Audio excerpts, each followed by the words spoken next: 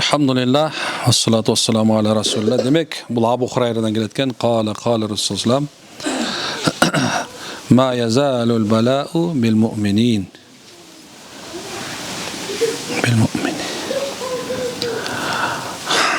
Demek şunday hadis barken Peygamber aytkan eken bu aябай biz üçün çoğ bir ülgü bola turgan эме Peygamber'in osiyatı.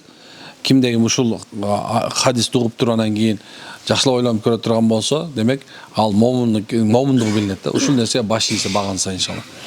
Демек айтып аткан пайгамбарыбыз имандуу эркектин жана имандуу аялдын жанына, баласына, мал дүйнөсүнө жете турган суноо.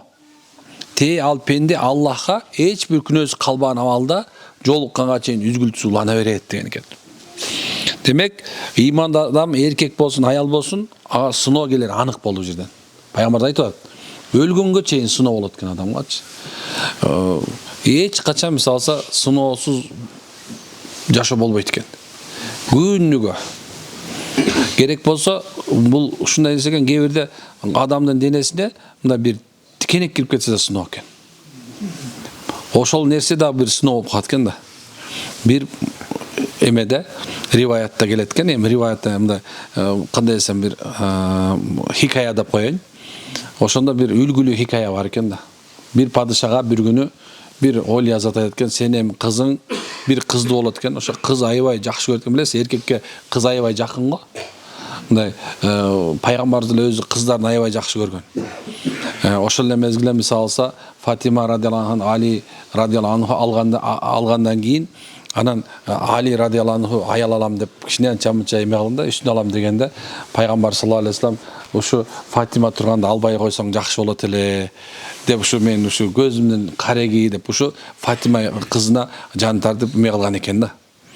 Анан ошо менен Азирет Али албай калган экен. Бирок кийин Азирет Фатима эне өзөтүп кеткенден 4 аял, 16 кинизилиги болгон экен да. Ушундай нерсе шариаттын өкүмүндө. Мейли бул жөнүндө эмес. Бирок айтайын деген нерсем ушул эки, бир падыша болгон экен, ошо падышанын бир кыздуу болуп, кызын аябай жакшы көрүп, анан бирок бир күнү ушундай сөздөн сөз болуп кетип, анан кийин бир Олия зат бир Алланын бир досторунан кызыңыз эми бир кичине кырсыктап калат десе, анан ойлойт, эмне болуп кырсыктап десе, бир жардан өлүп калыш коркунучу бар деген бир кабар жетти да. Анан кызын жар деген аттын түйүнө жолотпоптур, даже 1 метр дагы. Алла ушундай насип кылыптыр, бала кызы чоңоюп, мына бой жетип, мына күйөө тиер алдында, мынакей деп күйөө тиейин деп калган мезгилде, анан тамактар алдына келген экен, көп тамак келип, анан кийин анын алдына аш келиптир, ашын анама бисмилла деп баягы бир салып алдына койгондо, баягы кыз мүнтүр баягы аштан кичине алганда бир мейиз түш болуп калыптыр, ысык мейиз, колун күйгүзүп алган экен ошо мененчи. Анан баягы түшпөй эле ошо баягы мындай аш эме болуп калыптыр да, күрүч, жар болуп калыптыр да. Анан ошондон кичине жей койгон, колуна мейиз күйгүзүп коюптур, ошо менен анан баягы заражение бар, ошо менен өлүп кеткен турбай. Дегеним ушундай нерсе экен, адамга мисалы сыноо ар кандай нерсе менен келет. Керек болсо жеп аткан аштан да келип калышы мүмкүн экен да. Демек, мынекен бул эркекке, мез аялга дайыма сыноо болуп, качанга чейин дейт, та ал күнөөсү кечирилип калганга чейин дейт. Демек, мусулманга келген сыноонун баардыгы тең, же биздин күнөөлөрүбүздү кечириш үчүн болот экен, же даражабызды көтөрүш үчүн болот экен, же болсо эртең күнү Алла Таала бейишке киргизиш үчүн болот экен. Демек, ал кайсы нерсе менен кетсе, мисалы Абижада пайгамбар айткандай, жанына келет экен, өзүңдүн жаныңа келиши мүмкүн. Жанды сага өзүңө келиши мүмкүн сыноо. Бирок кимге сыноо келбейт десе, 200 адамга сыноо келбейт экен. Бир эмеде дагы бир бар экен, бир аял күйөөсүнө келип айткан, мага талак бериңиз дептир. Мага талак бериңиз десе, баягы айтат экен, ой сага эмне талак берем дейт. Жок, талак бериңиз деп туруп алыптыр. Акырында ачуусу келип, ой союз талак эмне бермем, эмне кылдым дейт. Курсагыбыз ток, кийимибиздин баарын десе, эмне берем сага талак десе, баягы узун учпайт экен. Жок эле деп тоң моюндан тура бериптир. Анан кийин баягы ачуусу келип, күйөөсү баягы эми жөн эле талак оңой нерсе эмес да, жөн эле бере койбойт. Анын бир себеби болуш керек. Аны акмакчылык аялың талак бер десе берип кое турган болсоң, эртең кайра акмакчылык этип калып кечирип кой десе, кайра жашай албай каласың да, туурабы? Ушундай нерсе. Талакты эркек Алла Таала ошон үчүн берген да. Эркек акылдуу, парасаттуу, күчтүү, кармай элет деп берген да. Бизде болсо эркектердин баардыгы азыр кинодогу деле талакты басып кетип калып атат, анан кийин аны жолун таап берди эле муфтиятты тешип атат азыр көпчүлөрчү. Ушундай нерсе. Анан Алла Таала жек көргөн ошол эмезде улсаат берген нерсе болчу. Бирок ошондо болсо да анан баягы ачуусу келип эшиктен чыга калайын десе бир нерсе мындай буту тийип кетип чалынып жыгылып баягы башы жарылыптыр. Баягы аял чуркап барып, "Бул талагыңыздын кереги жок, талагыңыздын кереги жок" дептир. Ачуусу келип, андан бетер, "Ой, эмне талак берип аттың эле, эмнеге мындай кыласың? Сен акмак болуп калдың?" "Жок" дептир. "Карасаңыз" дептир. "Биздин жашообуз баары тең жакшы. Курсагыбыз топ, кийимибиз бүтүн, ден соолугубуз соо, баардык нерсебиз бар. Бирок эми мен корктум" дейт да. "Мунафык эле сыноо келбейт" деп айткан экен пайгамбарыбыз. Эки жүздүгө адамга сыноо келбейт экен. Ал оорубайт экен, сыктабайт экен, баары идеальный болот экен, жашасы оңой болот экен. Кээ бирлер мага айтат да, мисалы алса, мына биз мусулман болуп, бизге сыноо келет деп, мына карасаң капыр деле жыргап жашап атпайбы? Ал белгилүү да, ал капырга эч кандай сыноо келбейт. Анткени бул дүйнө күнөөсү кечирилбейт, ал бүт баардыгы тозок алып кете турган иш да. Бирок момундуку бул дүйнө сыноо болуп, ушундай болуп туруш керек экен да. Анан баягы турайм, мына башыңызга ушундай келип, башыңыз жарылып кетти. Мен эми точно билсе 200 эмес экен дептир.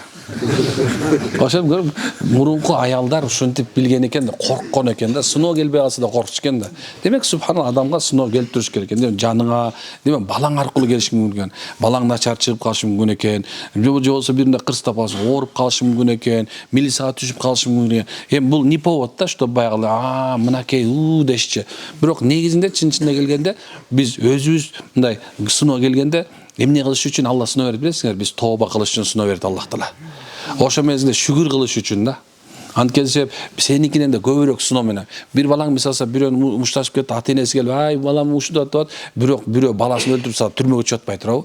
Сеники түрмөгө түшкөнгө караганда сен балаңды сабап коюп эчтеке эмес да турабы? Демек шүгүр айтыш үчүн дагы Алла Таала сыноо берет экен. Демек сыноо ушундай боло берет экен, ал Алланын эмес экен. Ошондой эле мал дүйнөдөн келет экен. Бүгүн банкрот болушу мүмкүн. Алла Таала бүгүн малыңды алып коюшу мүмкүн. Бүгүн эч нерсең калбагышы мүмкүн. Көчөгөн эле мындай X7 минип жүргөнсүң БМВны. Бүгүн субхана жүгүлгө да мине албай калышы мүмкүн турабы? Кыргызда сөз бар го, бекер айтылбайт да. Бирде жигит жүрөт, бирде жигит төө минет деп турабы? Бул өзү ушундай нерсе экен. Жашоо сыноо болгон үчүн ушундай айтылат экен да. Адам баласына бул нерсе келип турат. Бирок эмне үчүн деген суроо бергенде, анын күнөөсү кечирилиш үчүн, бейишке киргизилиш үчүн, машалла. Адамга Алла Таала бул дүйнө, мен азыр да ойлонуп келаттым да бир нерсе. Кыш эмне үчүн берилет?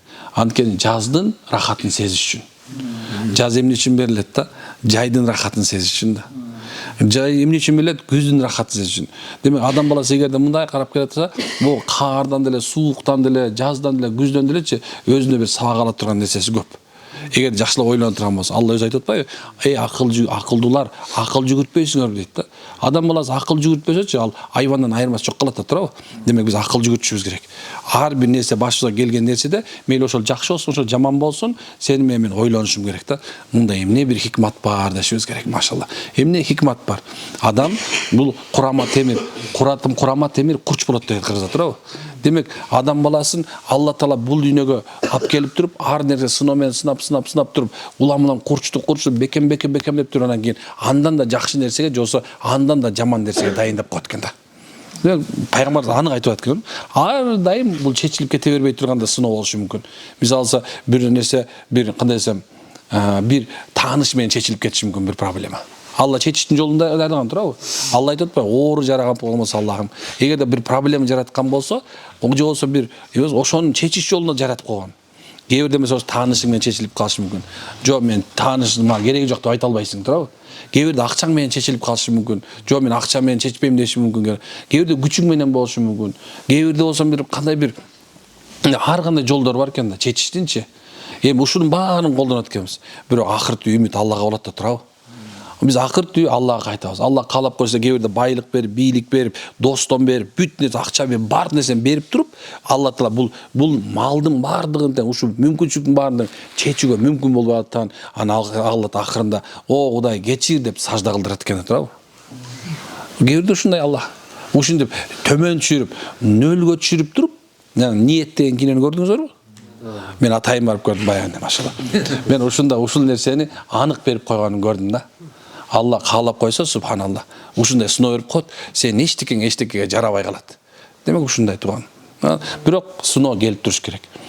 Жакшы бир китеп бар, эски бир китептерде ушундай деп айтат да, бир Абул Касым рахмаллаху таала экен, калп айтпасам, ошо адам ушундай дейт да, эгерде адамдын жашоосуна сыноо күнүнө келип турбаса дейт, анда бул дүйнөнүн кызыгы жок деп айткан экен да. Демек жөн эле колдон көтөрүп коюш керек. Көчө тагдыр жөнүндө суроо болуп калды го. Ошону айттым го. Эмне болгон болсо ал болмок. Демек тагдырың. Буга мындай жөнөкөйлүк менен Алла бу сенден келди деп көтөрүп которган болсочу, шайтан униженно дейт да. Ушунда бир төмөн болуп, ай таң көрүп, азгыра албай калдым деп туруп чыгып кете берет экен. Эгерде пенде эмне себептен болду, эмнеге чумда болуп кетти, эмнеден каягаман кетти деп издеп, ыз учу салып, деди аркасын эстеп, кап боякта минтпей эле койсо болсо айтат шайтан экен. Туура. Ушинтпей эле койгондо момда болмок. Аны ал вариант берип баштайт экен да. Ана вариант түгөнгөндөн кийин эми ачууну ачып атат, эми давай дейт экен. Аны көп эркектер, көп аялдар ошо вариантка өтүп кетет. Вариант Б бар да. Ана жок, вариант В, то есть водка. Кээбилер нашап өтүшү мүмкүн. Кээбилер болсо вариант В бар да. Кандай сал өлүм. Андан кийин өлүп албайсың дейт. Жашоодон тоюп кеттиң сен. Ушун проблема болуп. Эгерде сен чыныгы момун болсоң, бул проблема Алладан келди. Аллада чечиш үчүн жолун коюп койгонсуң. Мындай ар бир нерсенин өз убактысы бар деген сөз бар го.